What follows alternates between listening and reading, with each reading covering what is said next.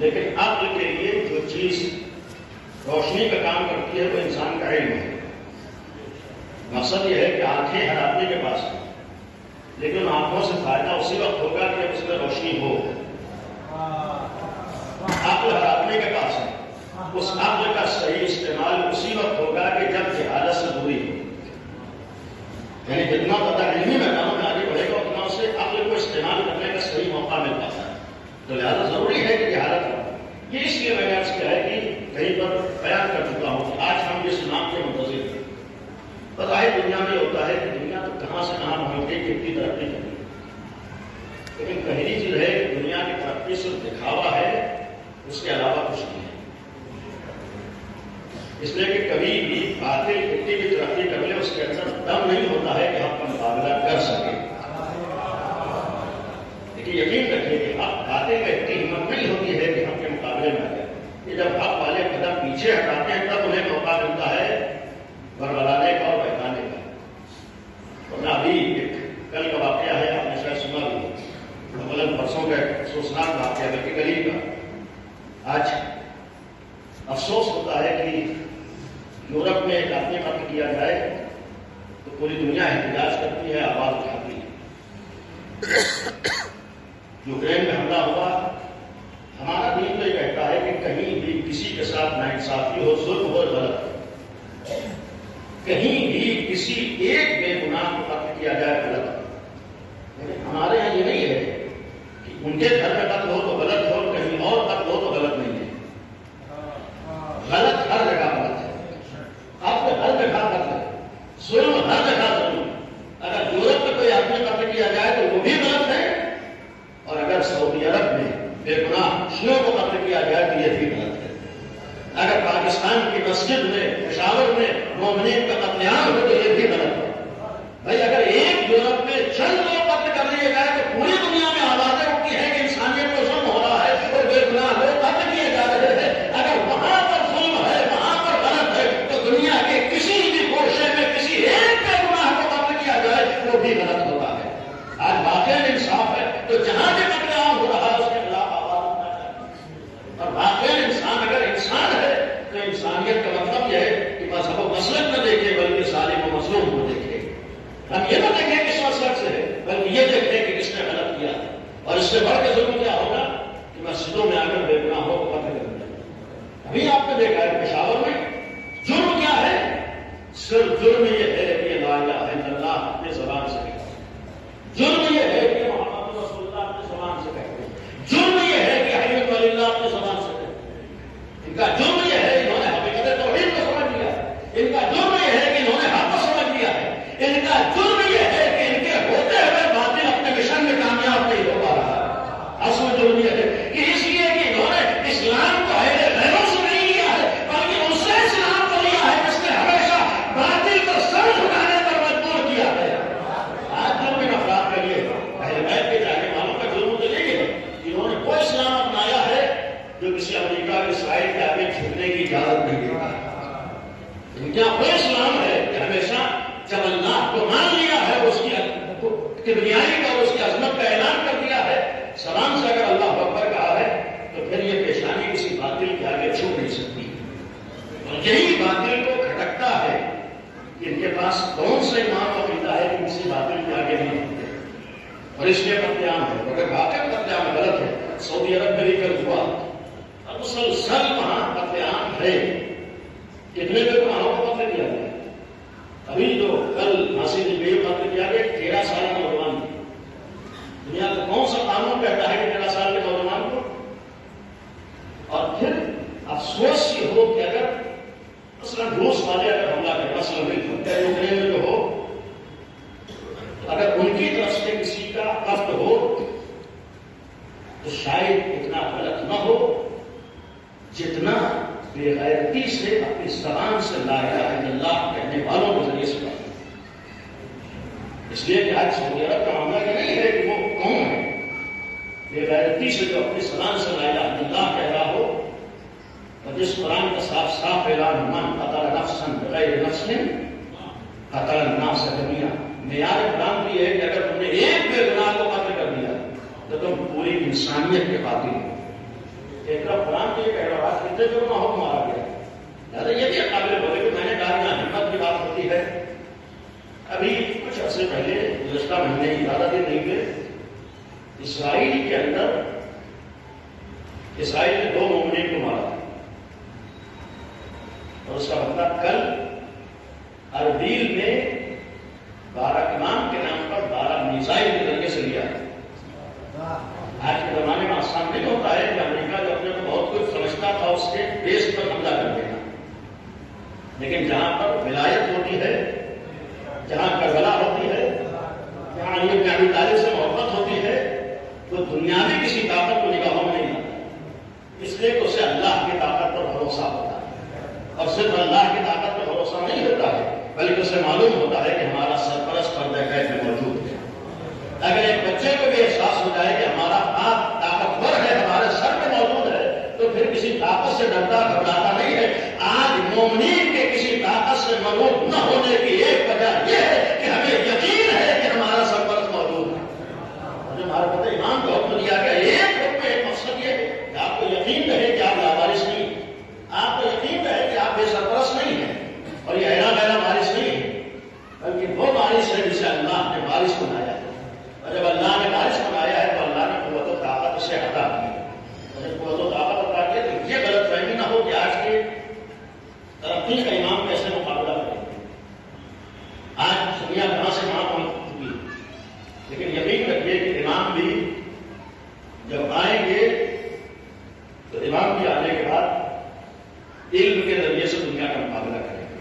اور بہت سی چیزوں کو چھوڑتے ہیں بہت ہی اختصار سے. امام بھی آنے کے بعد علم لے کر آئیں گے، اور آج جو کچھ آپ دیکھ رہے ہیں سب کچھ علم ہی کا نتیجہ ہے.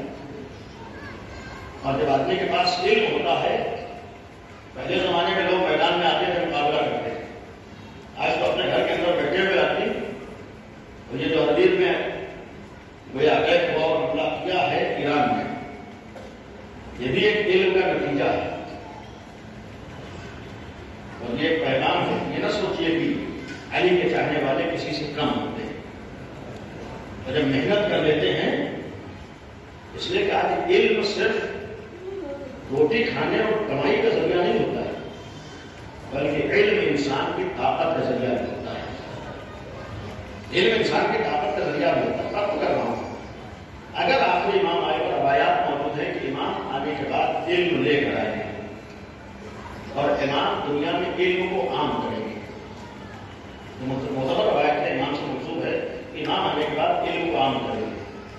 سوال یہ ہے کہ جب امام آنے کے بعد علم کو عام کریں گے، الفاظ یہ ہیں کہ دنیا علمی اعتبار سے 2 سیموں تک پہنچے گی. یعنی علم کی ترقی جو ہوگی 2 سیموں تک دنیا امام کے ظہور تک پہنچے گی. یعنی جتنی ترقی ہے یہ آج دوسرے سینے پر ہے، بہت زیادہ کر ہے. روایت ہے معصوم کی کہ جب اللہ کی حجت ظاہر ہوگی اپنے ہاتھوں سے 25 دروازوں کا علم دنیا میں عام کریں گے. یہ روایت ہے 25 دروازوں کا علم امام دنیا میں عام کریں گے. صرف سوال اتنا ہے کہ اگر امام آنے کے بعد 25 دروازوں کا علم دنیا میں عام کریں گے، علم لے کر آئیں گے، تو ان 25 دروازوں کے علم کو سمجھے گا کون؟ علم کو سمجھے گا تو جو امام لے کر آئیں گے. ہمارا عقیدہ ہے ہم منتظر ہیں. جب ہم منتظر امام کا انتظار دیکھ رہے ہیں تو امام علم کے ساتھ آئیں گے. جب امام علم کے ساتھ آئیں گے دنیا میں علم کو عام کریں گے، تو اس علم کو سمجھے گا کون؟ آپ لوگ تو یہی کہتے ہیں وہی لوگ سمجھے گے جن کے پاس 2 دروازوں کا علم ہوگا. وہی تو سمجھے گا جس کے پاس پہلے 2 دروازوں کا علم ہوگا. جس کے پاس 2 دروازوں کا علم نہ ہو، بعد والے 25 دروازوں کے علم کو سمجھ نہیں سکتا. انتظار کا جو حکم دیا گیا ہے، گھر میں بیٹھنے کا نام انتظار نہیں ہے، ہاتھ پہ ہاتھ رکھنے کا انتظار نام نہیں ہے، بلکہ انتظار کا مطلب ہے کہ کم از کم اپنے زمانے میں جو علوم پائے جا رہے ہیں محنت کر کے اپنے کو وہاں تک پہنچاؤ. جب تمہارا امام علم لے کر آئے تو اپنے امام کے دیے ہوئے علم سے کم از کم تم تو فائدہ اٹھا سکو. کہیں ایسا نہ ہو کہ امام علم لے کر آ رہے ہو، ہم تو انتظار میں بیٹھے تھے اور امام کے علم سے غیر فائدہ اٹھا رہے ہیں. زیادہ زمانے انتظار کا ذمہ داری یہ ہے کہ ہم علمی میدانوں میں محنت کریں، اور ہر زمانے میں انسان کی ضرورتوں کو علم پورا کرتا ہے. اور یقین رکھیے جو قوم ترقی کرتی ہے وہی ترقی کرتی ہے جو علمی میدانوں میں ترقی آگے بڑھ جاتا ہے. اور میں نے کئی بار ایک بات کہی کہ آج بجائے اس لیے کہ ہر دفعہ آپ اپنے حق کا مطالبہ کیجیے، ضرورت یہ ہے کہ محنت کر کے اپنے کو وہاں تک پہنچا دیجیے جہاں سے حق ملتا ہے. اس لیے کہ مولا علی کسی کے دروازے پہ حق مانگنے کے لیے نہیں جاتے، بلکہ لوگ مولا علی کے دروازے پر آتے تھے. یہ علی والوں کا شیوا نہیں ہوتا ہے کہ خالی دوسروں سے مطالبے کریں، بلکہ علی والوں کی پہچان ہوتے محنت کر کے اپنے کو وہاں تک پہنچا دیتے ہیں کہ لوگ علی والوں کے دروازے پر آتے ہیں. سچے مولائی ہیں تو محنت کر کے اپنے کو آگے بڑھو. سچے علی والے ہیں تو پھر ہمارا پہلان تو علی المومنین اور اہل بیت کی پہچان و شناخت تھی کہ وہ علم کسی کے محتاج نہیں، خالی سلام سے ہم علی والے نہیں بن سکتے، بلکہ آج فریضہ ہے کہ ہم محنت کریں، علمی میدانوں میں آگے بڑھیں. آج علمی پہچان ہماری ہو تب ہمیں شان سے کہنے کا حق ہے کہ ہم علی والے ہیں، اس لیے کہ ہمارا مولا علی علم کسی کا محتاج نہیں. اور جب علمی بات آتی ہے تو بہت سے معاملات کو بہت حد مل جاتے ہیں. اپنے مسائل سے پہلے ان دنوں میں نے ایک بات عرض کی ہے، بات علم کی تھی. ہماری بہت سی چیزیں لا علمی کی وجہ سے بھی آتی ہیں. جب علم آتا ہے تو پھر صحیح بات کا احساس ہوتا ہے اور پتہ چل جاتا ہے. چونکہ جہاں تک میں نے ان دنوں میں بہت دیکھا، مجھے کہیں نہیں ملا کہ ہمارے یہاں شعبان کے مہینے میں ایک چیز بہت زیادہ عام ہے، رائج ہے، وہ ہے عرفے کا معاملہ. اور اس عرفے کی وجہ سے بھی کل ہی شب کے صاحب نے مجھے فون کیا کہ ان کے کسی عزیز کا انتقال ہو گیا اور پرسوں سب کچھ ہونا ہے. میں نے کہا سب کچھ کیا ہوگا؟ تو اسی دن سیوں بھی ہوگا، 10واں بھی ہوگا، 20واں بھی ہوگا اور 40واں ہوگا، سب ایک ساتھ ہونا ہے. کس لیے؟ خود انہوں نے جملہ کہا اس لیے جو کہ عرفہ آنے والا ہے. اور ابھی ایک ہفتہ پہلے میں نے 40واں پڑھا ہے. ایسے ہی ایک ہفتے میں 40ویں تک کوئی سوال کیا ہے؟ میں طنز نہیں کرتا اور ہرگز میں اصحار ثواب کا مخالف نہیں، لیکن کم از کم ہمارا دین جو پیغام دیتا ہے ہمیں دین کے پیغام کو سمجھنا ہے. شریعت کیا کہتی ہے ہمیں معلوم تو ہونا چاہیے. ہم آزاد ہیں تو چاہے کریں، لیکن کم از کم اتنا تو فرق ہو کہ ہم نے کون سی چیز ایجاد کی ہے اور کون سی چیز دین میں کہی ہے. اتنا تو پتا ہونا چاہیے. کم از کم یہ جیسے کسی کا جملہ ہے یہ پتا ہو کہ ادھر سے آئی ہوئی کتابوں نے کون سی بات کہی ہے اور ہمارے گھر کی کتاب نے کون سی بات کہی ہے. اتنا فرق تو ہونا ہی چاہیے کہ گھر کی کتاب نے ہم سے کیا کہا ہے اور الہی کتاب نے کیا کہا. کیونکہ کبھی کبھی ہوتا ہے کہ گھر والی کتاب اللہ والی کتاب پہ حاوی ہو جاتی ہے. آج ہو رہا ہے ہمارے یہاں گھر کی کتابیں ہمارے یہاں الہی کتاب پہ حاوی ہو جاتی ہے. سوال کیجیے بھائی معاملہ کیا ہے؟ عورتیں نہیں مانتی، یہی تو کہتے ہیں. لیکن دین میں ہمارے یہاں 15 شعبان سے پہلے یہ جو تصور ہے یہ غلط ہے. میں اس کو عرض کروں ہرگز کوئی ایسا دین نے پابندی نہیں لگائی ہے کہ اس عرفے سے پہلے آپ 40واں کر لیجیے تاکہ عرفے میں شامل کر سکیں. اس لیے کہ روح ہمارے اور آپ کے اختیار میں نہیں ہوتی. اگر ایسے ہی ہمارے عرفہ کہنے سے روح شامل ہو جاتی اور نہ کرنے سے شامل نہ ہوتی تو جب تک ہم چاہتے آدمی زندہ رہتا اور جب چاہتے آدمی مرتا. جب موت و حیات ہمارے ہاتھ میں نہیں ہے تو روح کا شامل کرنا اور نکالنا بھی ہمارے اختیار میں نہیں ہے. یعنی ہرگز ہمارے اختیار میں یہ چیز ہماری اپنی بنائی ہے. اولا شریعت میں اسلام میں مذہب اہل بیت میں جو عرفہ ہے خالی موضوع لے جاتا ہے. روایات میں جہاں تک میں نے دیکھا اگر کسی کو معلوم ہو بتا سکتا ہے کہ اگر شریعت میں مذہب اہل بیت کا عرفہ ہے تو خالی موضوع لے جاتا ہے. جب حاجی اعلیٰ نے الفاظ میں جمع ہو یہ ہم نے اور آپ نے بنایا ہے. ایثار ثواب اچھی چیز ہے، جتنا زیادہ ایثار ثواب کرے، لیکن ان تصورات کے ساتھ نہ کرے کہ دوسرے کو موقع ملے مذہب اہل بیت کے اوپر انگلی اٹھانے کا. اس لیے کہ کبھی کبھی بعض ایسی غلط باتیں درمیان میں رائج ہو جاتی ہے کہ ہم اس بات کو بھول جاتے ہیں کہ ہم غیروں کو انگلی اٹھانے کا موقع دیں. جس کا تعلق ہمارے دین سے نہیں، ہرگز ہمارا ایسا کوئی معاملہ ایسا نہیں ہے کہ آپ عرفے سے پہلے 40واں کر دیجیے گا تو عرفے میں ایثار ثواب ہو سکتا ہے اور اگر 40واں نہیں ہوا تو اگلے سال پھر عرفے میں شامل ہو سکتے ہیں. ایسا کوئی قانون ہرگز ہمارے یہاں نہیں. آپ جتنا زیادہ ایثار ثواب کر سکتے ہو کیجیے، جتنا زیادہ اپنے مرحومین کو یاد کر سکتے ہو کیجیے. ہرگز مذہب اہل بیت نے کوئی پابندی نہیں لگائی.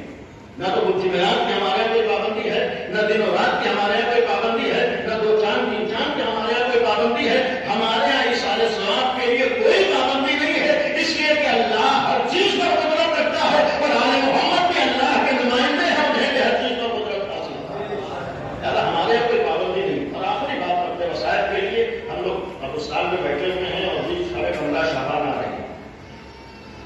یہی رکھے شب 15 شعبان کی فضیلت کا راز آخری امام کی ولادت ہے. شب 15 شعبان کی عصمت کا راز آخری امام کی ولادت ہے. اس لیے اس پورے سال میں شب قدر کی عصمت بہت زیادہ ہے. اور روایات ہے کہ شب قدر کے بعد اگر کوئی پورے سال میں عصمت والی رات ہے وہ شب 15 شعبان ہے. تو سوال یہ ہے کہ شب قدر کی عصمت کا راز کیا ہے؟ یہی تو راز ہے کہ اس دن قرآن نازل ہوا. اور جس رات پر قرآن نازل ہوا ہے وہ شب قدر ہے. اور جس دن اللہ کے آخری حجت آئی ہے وہ شب 15 شعبان ہے. تو شب 15 شعبان کی عصمت کا راز آخری امام کی ولادت ہے. آخری امام کی ولادت ہے تو ایسا نہ ہو کہ ہم سمجھیں کہ 15 کا دن تو امام کا دن ہے اور شب 15 شعبان ہمارے مردوں کی رات ہے. بھائی شب 15 شعبان خالی مردوں کی رات وہاں تو ہو سکتی ہے جہاں کوئی زندہ سرپرست موجود نہ ہو. جس کا زندہ سرپرست موجود ہے وہ پہلے امام کو یاد کرتا ہے. لہٰذا پہلی چیز تو عرض کرنے کا مقصد آج آپ نمونے دیکھیں گے ہمارے 15 شعبان میں اسی قبرستان میں کتنی سجاوٹ ہوتی ہے. اور اب تو آئے دن بہت سی چیزوں میں البتہ دو ہی چار اس طرح کے ہوتے ہیں. مقابلہ ہوتا ہے کہ اگلے سال آپ نے 15,000 کی سجائی تھی قبر تو اس سال تو ہم آپ سے زیادہ سجا کے جائیں گے. بات جگہ پر ہوتا ہے آدمی کتنا روپیہ خرچ کرتا ہے قبروں کی سجاوٹ کے اوپر. آپ انصاف سے بتائیے ہم 15,000 میں 15 لاکھ کی قبر سجا دیں ثواب کب ملے گا؟ ثواب اسی وقت ملے گا جب خوشنودی خدا حاصل ہو. ثواب اسی وقت ملے گا جب خوشنودی ہدایت حاصل ہو. ہم کروڑوں روپے کی قبر پہ خرچ کرتے ہیں جب تک آل محمد کی خوشنودی حاصل نہ ہو 1% ثواب نہیں مل سکتا. زیادہ خرچ کرنے کو یہ سوچنا چاہیے کہ ہمیں اللہ کو خوش کرنا ہے یا لوگوں کو خوش کرنا ہے. تو یہ چیزیں قابل غور ہے کہ ہم کس بنیاد پر سجا رہے ہیں. بھائی ہم قبر پہ جائیں قبرستان میں جائیں ہم فاتحہ پڑھیں. تصور تو یہ ہونا چاہیے کہ چونکہ آج کی تاریخ ہمارے امام کی ولادت کی تاریخ ہے لہذا جس طریقے سے ہم خوش ہیں ویسے ہی ہمارے مرحومین بھی خوش ہو رہے ہو. جیسے ہم خوشی منا رہے ہیں ویسے ہی ہمارے مرحومین خوشی منا رہے ہو. تو اس سال ثواب و قبروں میں جانے میں تصور یہ ہونا چاہیے کہ انہیں خوشی حاصل ہو جائے تاکہ انہیں یہ احساس ہو کہ آخری امام کی ولادت کی تاریخ ہے لہٰذا ہمیں خوشی نصیب ہوئی ہے. لیکن ہم لوگ آخری امام کو بھول کے چاہتے ہیں کہ ہم قبریں سے کرتے ہیں. ہرگز غالباً نہیں تو لیکن قابل بہت چیز ہے. تو آج آئے دن جو یہ چیزیں بڑھتی جا رہی ہیں اور جس شب میں ہمیں امام کے نام پر خرچ کرنا چاہیے تھا واقعی اگر خرچ کرنا ہے آپ امام کے نام پہ خرچ کریں. جتنا بھی آپ کو قبروں کو سجانا ہے سب مل کر سجاوٹ کیجیے. آخر امام کے نام پر سجاوٹ کیجیے. یقین رکھیے کہ اگر آخر امام کے نام پر کوئی کام کریں گے اور نیت یہ کر لیں گے خدایا جو ثواب ہوگا ہمارے مرحومین تک پہنچ جائے تو اس سے امام کا حق بھی ادا ہوگا ہمارے لیے اس سارے ثواب پہ ہو جائے گا. اور کہا ہم قبریں سجاتے رہیں گے قبروں پہ جاتے رہیں گے ہم یہ بھول جائیں گے کہ انہیں ثواب ملا نہیں ملا. نہیں ثواب کا ہمیں انتظام کرنا ہے. ہمیں اشارے ثواب کرنا ہے. اشارے ثواب کرنا ہے تو امام کا نام اور جو مخصوص تاریخ ختم کی آج ہمارے یہاں ایک مجبوری یہ بھی ہے کہ ہم نے دوسروں کی چیزیں زیادہ لی ہیں اپنی چیزیں دوسروں کو کم دے پائیں. ہم نے دوسروں کے کلچر کو اپنا لیا اپنا کلچر دوسروں کو دے نہیں پائے. اب ہے ہمارے گرمیاں ہے افسوس ہے کہ جو اچھی چیزیں تھیں دوسروں کو کم بتا پائے. دوسروں کی بہت سی چیزیں ہم نے خود اپنا لیا. شادیوں میں کتنے غلط رسم و رواج ہمارے ہیں جس کا تعلق نہ تو شریعت سے ہے نہ مذہب سے ہے نہ عقل سے ہے.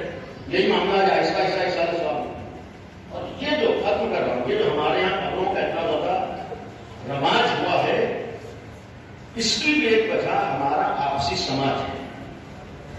یعنی یہ چیز ہم نے دوسروں سے زیادہ لی. جو ان کے یہاں تاکید ہے شب 15 شعبان میں قبر پہ جانے کی. ہمارے یہاں جو تاکید ہے آخری امام کو یاد کرنے کی. پھر آخری امام کو یاد کرنے کی تو ہمیں تصور امام کا ہو. ہم خیال کریں امام کا. جب امام کا خیال کریں گے تو ہماری بھی عصمت میں اضافہ ہوگا ہماری معرفت میں اضافہ ہوگا اور پھر ہمارے مرحوم کے سارے ثواب میں اضافہ ہوگا. آخری امام کی ایک غم کا یہ موقع ہے. جانے والا بہت زیادہ ایج نہیں تھی بہت زیادہ عمر نہیں تھی. کبھی ظاہر ان کے بیٹے ہی نے سلام بھی پڑھا تھا.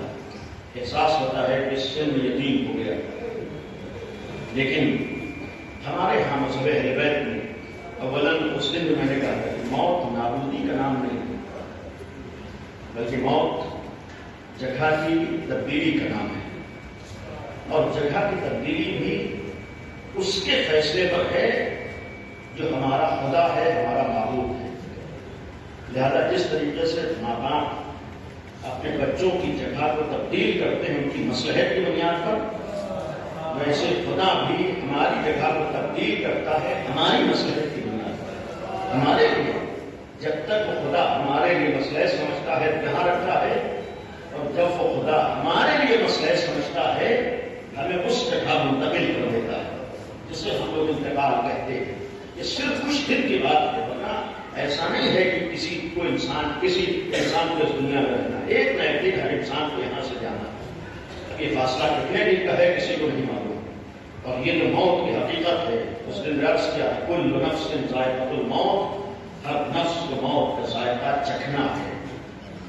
لیکن اس ذائقے کو کچھ لوگ چکھتے ہیں جو کہتے ہیں نظر آتے ہیں یا ام احیا من الاصل, موت کا ذائقہ شہد زیادہ شیریں ہے. اور کچھ ایسے ہوتے ہیں جن کے لیے یہی موت کا ذائقہ انتہائی تلخ اور ناگوار ہوتا ہے. اب یہ ان کے لیے دنیا مصراف الآخرہ, دنیا میں ہمیں بھیجا ہی اس لیے گیا ہے کہ ہم اپنے موت کے ذائقے کو کیسا بنانا چاہتے ہیں. جیسا ہم نے دنیا میں زندگی گزاری ہے, جیسا ہم نے ایمان و عقیدہ رکھا ہے, اس منزل پر آ کر موت کا ذائقہ ویسے ہی ہوگا. نیکیاں ہیں, ایمان ہے, تو موت کا ذائقہ ہمارے لیے میٹھا ہوگا. لیکن اگر کوتاہیاں ہیں, گناہ ہیں, معصیتیں ہیں, تو پھر یہی موت کا ذائقہ انسان کے لیے تلخ ہو جاتا ہے. اور پھر جناب قاسم کا جملہ یا میں اہلا من الاصل چچا جان, موت کا ذائقہ شہد زیادہ شیریں. 13 سال کے سن میں نوجوان نے جملہ کہا ہے جس کے سن میں موت کو انسان کبھی بھی دوست نہیں رکھتا, جب موت کو پسند نہیں کرتا. لیکن جناب قاسم نے جواب دیا ہے جب موت حق پہ آ رہی ہو, اپنی معرفت کے ساتھ آ رہی ہو, در حسین ابن علی پر آ رہی ہو, تو یہی موت شہد زیادہ شیریں ہو جاتی ہے. اس لیے اسے معلوم ہے کہ ہم نے در حسین کے ساتھ جھکایا, ہم نے در علی کے ساتھ جھکایا, اور ہمیں یہ معلوم ہے کہ یہ در ایسا در ہے کہ حتیٰ اگر ہم نے زندگی کے آخری مرحلے پر اس در پر سر جھکا دیا ہے, سچے دل سے آئے ہیں, تو حسین ابن علی آنے والے کو حر بنا دیا کرتے ہیں. یہ بھی ایک امام حسین کے لیے ہے کہ شہد زیادہ شیریں کا ایک مفہوم یہ ہے کہ اگر آخری لمحات میں بھی سچے دل سے احساس ہو جائے, حسین ابن علی آنے والے کو حر بنا دیتے ہیں. احساس ہوتا ہے رشتے داروں کو, عرصہ کو, بچوں کو کہ ہمارا باپ چلا گیا, لیکن ہمارے سامنے جو دلاسے کا ذریعہ ہے وہ کربلا ہے. ہمارے لیے جو دلاسے کا ذریعہ ہے وہ آل محمد کا غم ہے. ابھی انتقال ہوا ہے, بہت زیادہ دن نہیں ہوئے, بہت سے لوگوں کو احساس ہے, اور الحمدللہ بہت سے جگہوں پر آج بھی اتنی انسانیت باقی ہے کہ لوگ ایسے موقعوں پر مذہب اور مسلک نہیں دیکھتے بلکہ دوسروں کے غم میں شریک ہوتے ہیں, اپنی انسانیت کا مظاہرہ کرتے ہیں. آج بھی بہت سے انسان موجود ایسے موقعوں پر اپنی انسانیت کا مظاہرہ کرتے ہیں. امام نے جملہ فرمایا ہے کہ جب تمہارے سامنے اس طریقے کے واقعات ہوں تو اس وقت تم ہمارے غم کو یاد کرو. اس کا مفہوم ہے کہ کیا آپ تصور کیجیے کہ جانے والا گیا, اس عمر میں گیا تھا, اس سن میں گیا ہے, غیروں کو کہتے ہوئے سنا کہ بھی جانے کی عمر نہیں. بعض لوگوں نے کہا بچے یتیم ہو گئے, لیکن انصاف سے بتائیے جانے والا گیا, کتنے لوگ ہم میں شریک ہوئے, کتنے لوگوں نے کس ٹائم سے جنازے کو اٹھایا. آپ انصاف سے بتائیے کہ حتیٰ غیر میں جنازے میں آئے ہیں, لوگوں نے آگے نہیں دیکھا کہ کبھی نہ مذہب کیا, لوگوں نے انسانیت کو دیکھا. آج ایک انسان جاتا ہے تو اس کے جنازے میں اتنے لوگ شریک ہوتے ہیں, جہاں ایک جنازہ نہیں بلکہ 72 جنازے نکاح ہونا. ہمارے لیے کربلا نہیں ہے, کربلا قدم قدم پر سہارا دیتی ہے. آپ